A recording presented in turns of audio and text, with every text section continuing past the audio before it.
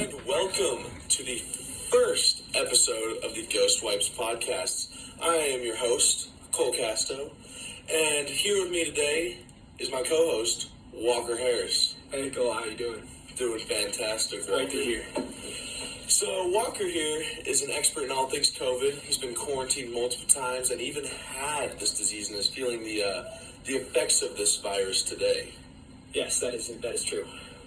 So I hear that you haven't tasted for months. Yes, my symptoms started November 12th, so it's been about 2.5 months, and I'm seeing all the long-term effects that most people see with COVID. Can't taste. Smell is starting to come back, but it's not at full, and my lungs have been hit hard, and I don't get as much oxygen in as I should have. That is horrible. I hope to use your insight, your experience. I hope to use that to discuss an ongoing problem that exists in our life today. I'd love to share with you. Perfect. Today, our topic, we are discussing a huge issue of Brighton, and that is masks. Nobody likes them, but everyone needs them. Walker, what do you think the punishment should be for non-mask wearers at Brighton? Well, I think you got to think about all the people that don't wear masks. Most people do because they want to be at school, but people that don't are often kind of in bad households. So I would say if you're a first-time offender, give the kid a mask and just a warning. But for repeat offenders, I believe that there should be some sort of quote-unquote in-school suspension where the kid has to go online for 1 day, 2 day, as long as he repeat offends, just to keep everyone safe. I agree with that, honestly.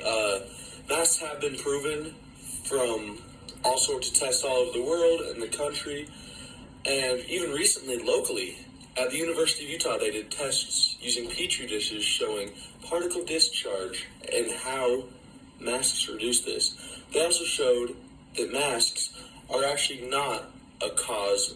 They do not cause any further health issues, such as respiratory issues, people saying they can't breathe, all that fun stuff.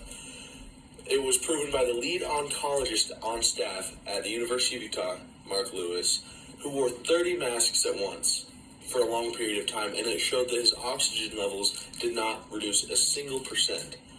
So I think that there's no excuse to not be wearing masks. And elaborating on to your suspension idea, I believe that they should be treated like children. I think if they refuse to wear a mask, they should be sent to the hallway, and if it is a repeat offense, I believe that they should be sent home. If they forgot a mask, or if they accidentally pulled it down, give them a warning. But if they are deliberately not wearing a mask, treat them like children. Mature high school students believe that they are independent, strong, grown men, and treating them like a child insults their pride.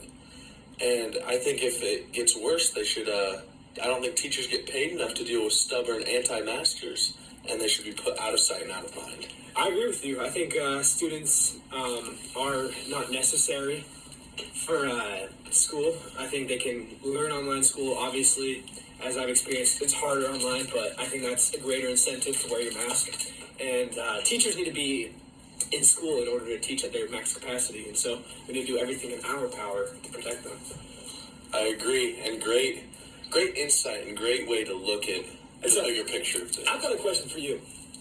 Let's hear it. How do you think we can get students to wear their masks outside of school, such as with friend groups, social gatherings, just places that don't necessarily require masks? That's a tough one, because students, if they don't want to wear their masks where they're required to, why would they wear their masks where they're free?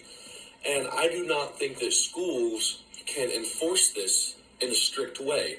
But I do think that if day-to-day schools preach and teach and practice wearing a mask, it can become a habit and it can become comfortable in friend groups. Of course, there will still be reminders of this as more people get it and fear grows. But I think that schools just need to help practice habit. I agree with you. I think creating habits is very important in our lives, and it takes a while to create habits. Some say up to 90 days to create a day-to-day habit. And I think if you can get those kids to wear masks and teach the importance of wearing them within school, they will carry that throughout their lives outside of school.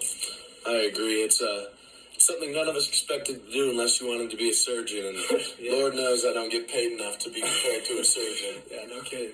Alrighty, ladies and gentlemen, this has been the Ghostwise podcast, and join us next week where we discuss the effects of Rogaine on hairless cats. Great It's been stuff. great. See you next time. See you next week.